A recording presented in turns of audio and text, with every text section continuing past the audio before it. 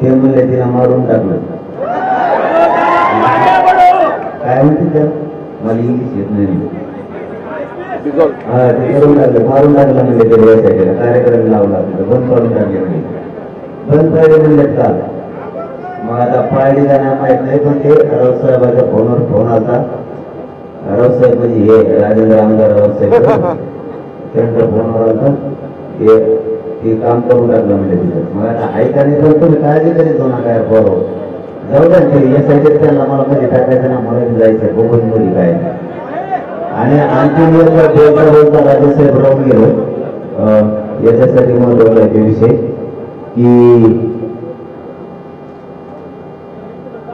हे आंदोलन 10 महिन्याला सुरू आहे.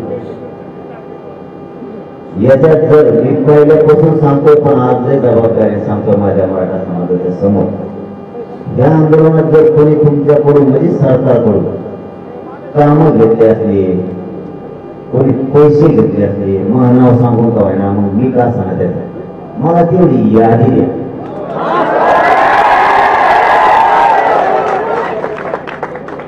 हे आंदोलन गोरगरीब मराठीचा प्रत्येक त्यांना मोठं व्हायसाठी नाही. माया कानावर 100 कोटीचा आकडा मी लय जबाबदारीने शब्द सांगतोय. मग वेळ आली ना मी कोण म्हणलाय त्या माणसाचं नाव सुद्धा घेत असतो जो माणूस तो मला म्हणला. मग त्याची चौकशी करायची असली तर करा तू म्हणलाय कसं त्याला हे जर याच्यात कोणी कळलेला असं म्हणतात मी बी असलो तरी सुट्टी मी असलो तरी सुट्टी नाही माझ्या शेजारचा असला तरी सुट्टी नाही. मला खूप गोष्टी ऐकायला मिळाल्या. माया गरीबाचं चांगलं व्हावं म्हणून हे आंदोलनी आणि कोणी जरी तुमचं नाव सांगून जर कोणी सांगितलं हे काम करा ती बदली करा किंवा 10 लाखाचं ग्रामपंचायतला द्या 40 कोटीचं 100 कोटीचं द्या आणखी 2-4 कोणत्या त्यामध्ये काम ते द्या त्यासारखं ज्याला कळालं ना त्याच्याबरोबर नसेल बरोबर चाललंय राजसाहेब तुमच्यानंतर बघितले पण त्याच्याबरोबर बरोबर चाललंय. मला खूप माहिती मिळाली डेंजर. मग हे जर असं त्याला मात्र मराठ्यांचा रक्तपेढ मोठं नका होऊ त्याच्या कष्टावर त्याने व्हावं आमचं काय म्हणणं आहे. पण माझ्या गोरगरीब लेकरांचं आंदोलन बोलून त्यांना मोठं व्हायचं हे कुठाने नको. आणि ते पत्रकार परिषदा तुमच्या आडून लपून काही जण बरेच जण गेले ते थांबवा तुमच्या हातात मुंबई काही कोणी बी आमच्याकडे थोडीचे मुंबईत येऊन बसी देत त्यांना तिकडे गुलाबजाम खाऊ घाली ते आमच्या विरोधात बाबा खूप बोलत आहे तिथं ते सरकारचे कोण त्यांना हे करते ते थांबवा. आता हे राजेसाहेबांचं झाले तर आपण आमरण उपोषण हे स्थगित करतोय. आपल्या दिल्या आहे बहिणीला काही मार लागला होता राजसाहेबांच्या त्यांच्या हाताने आपण ते पाणी घेऊ. पण एक महत्वाचं सांगत राहिलं ते ऐका अन्न ऐका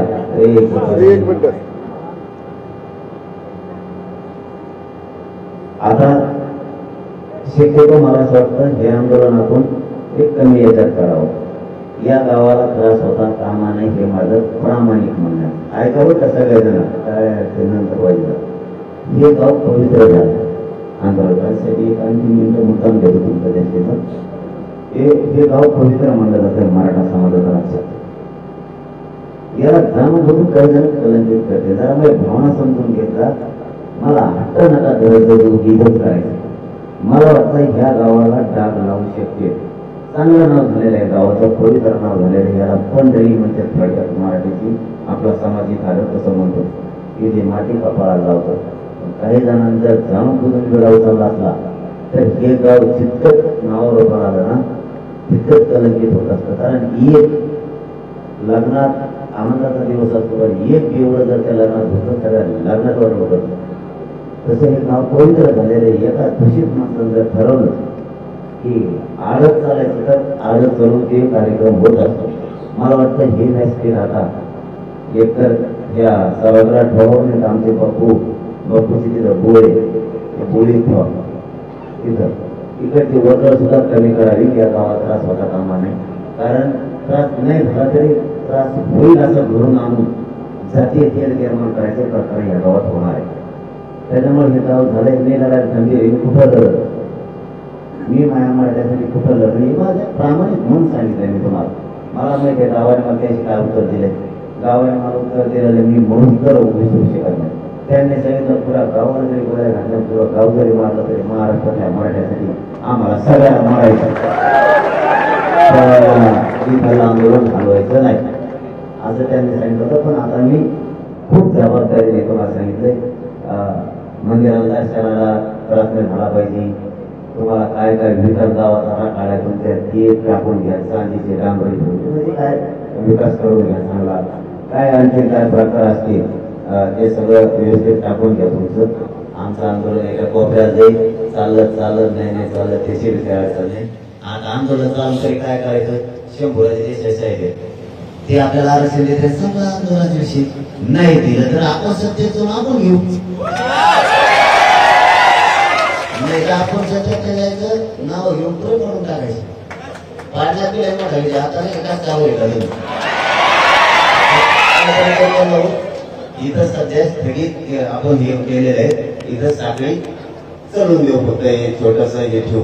गावाची इच्छा असते तर नसलं तर पुढचा निर्णय आपण नंतर घेऊ, एक दिवसांनी एक दोन दिवसांनी.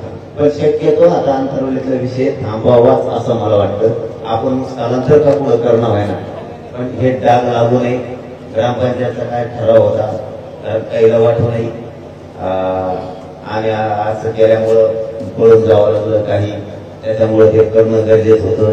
आणि याच्यात सगळ्यात जास्त आपल्या दिलीपराव तटकरेचा विसरू नका, मराठीच्या लोक लक्षात असं विसरू नका त्या माणसाला. तेव्हा माणूस ओबीसीचा असून सुद्धा खंबीर आपल्या बाजूने उभा राहायला, गावकरी सुद्धा